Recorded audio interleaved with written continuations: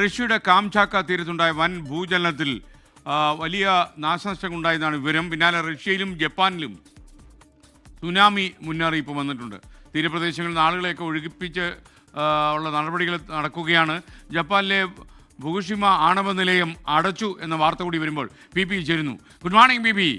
Good morning S K N. Hi. ഈ ഭൂചലനത്തെക്കുറിച്ചുള്ള വാർത്തകൾ എന്തൊക്കെയാണ് ലഭിക്കുന്നത്? എസ് കെ എൻ, ഒരുപക്ഷെ അല്പം അമ്പരപ്പിക്കുന്ന ഒരു വാർത്തയാണ് വന്നിരിക്കുന്നത്. റഷ്യയുടെ കിഴക്കൻ തീരത്ത് ഉണ്ടായിരിക്കുന്ന ഭൂചലനം അത് 8.8 റിച്റ്റർ സ്കെയിലിൽ രേഖപ്പെടുത്തിയിട്ടുള്ളത്. ലോകത്തിലെ ഇതുവരെ റെക്കോർഡ് ചെയ്തിട്ടുള്ള 6ാമത്തെ വലിയ ഭൂചലനമാണ് ഉണ്ടായിരിക്കുന്നത്. പക്ഷേ അതിൽ മരണസംഖ്യയോ അല്ലെങ്കിൽ നാശനഷ്ടങ്ങളെക്കുറിച്ചുള്ള റിപ്പോർട്ടുകളൊക്കെ വന്നുകൊണ്ടിരിക്കുന്നതേ ഉള്ളൂ. പക്ഷേ അതിൽ വലിയ വാർണിംഗ് വന്നിട്ടുള്ളത് പസഫിക് മേഖലയിലെ പ്രധാനപ്പെട്ട രാജ്യങ്ങളിലൊക്കെ വൻ അലേർട്ടാണ് വന്നിരിക്കുന്നത്. 10 അടി വരെ തിരമാല ഉയരാൻ സാധ്യതയുണ്ട്. സുനാമി അത് ജപ്പാൻ 1000 മൈൽ ദൂരെയാണ് ഇതിൻ്റെ എപ്പിസെൻറ്റർ ജപ്പാനിൽ നിന്ന്.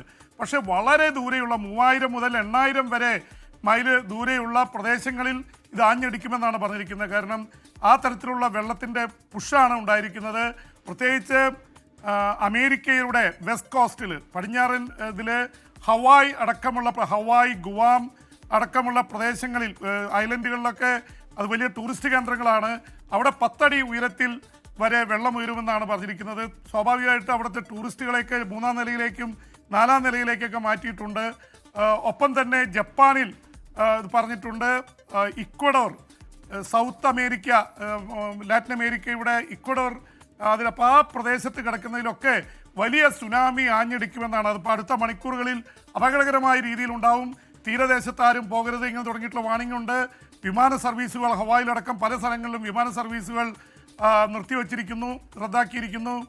ഫുകുഷിമ ആണവ നിലയം ജപ്പാനിൽ പൂട്ടിയിട്ടു. അങ്ങനെ വലിയ തരത്തിൽ ഉള്ള ഇതാണ് ഉണ്ടായിരിക്കുന്നത്. ഒരുപക്ഷെ 2 യുദ്ധങ്ങൾ നടക്കുന്നതിനിടയിൽ അതും ഒരു തരത്തിലൊരു സുനാമിയാണ്, രാഷ്ട്രീയ സുനാമി ആഞ്ഞടിക്കുന്നതിനിടയിലാണ് ഇപ്പോൾ സുനാമിയും ഭൂചലനവും ഉണ്ടായിരിക്കുന്നത്. 8.8 സാധാരണ ഇവിടെയൊക്കെ ജപ്പാനിലും അതുപോലെ തന്നെ പല രാജ്യങ്ങളിലും ഉണ്ടായിട്ടുള്ള സുനാമി ഭൂചലനങ്ങളെ വെച്ച് നോക്കിയാൽ വളരെ വലുതാണ് ഈ ഭൂചലനം.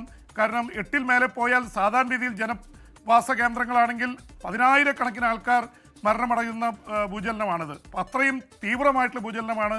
അതുകൊണ്ട് തന്നെ സുനാമിയുടെ വാണിംഗ് വെറുതെയല്ല. 10 അടി വരെ ഉയരത്തിൽ വെള്ളം ഉയരുകയും പല പ്രദേശങ്ങളിലേക്കും വെള്ളപ്പൊക്കമുണ്ടാവുകയും ചെയ്യാനുള്ള സാധ്യതയുണ്ട്. ഇപ്പോൾ റഷ്യയുടെ ഭാഗത്താണ് ഉണ്ടായിരിക്കുന്നത്. അതിനിടയിൽ തന്നെ റഷ്യ കയറി SKN 73 നഗരങ്ങളിലാണ് വൻ ആക്രമണം നടത്തിയിരിക്കുന്നത്. ഒരുപാട് പേർ ഉക്രൈനിൽ കൊല്ലപ്പെട്ടിട്ടുണ്ട്. അതിനിടയിൽ അമേരിക്കൻ പ്രസിഡന്റ് ഒരു രാഷ്ട്രീയ സുനാമി തന്നെ സൃഷ്ടിച്ചുകൊണ്ട് 10 ദിവസത്തെ അന്ത്യശാസനം റഷ്യക്ക് നൽകിയിരിക്കുകയാണ്. അതിനുശേഷം ഇല്ലെങ്കിൽ വൻ ഉപരോധങ്ങളും നടപടികളും വരുമെന്ന് വീണ്ടും ട്രംപ് പറഞ്ഞിരിക്കുന്നു. ഇസ്രായേലിൽ 83 പേർ കൂടി കൊല്ലപ്പെട്ടു. ഇസ്രായേലിലെ മരണസംഖ്യ 60,000-മായി.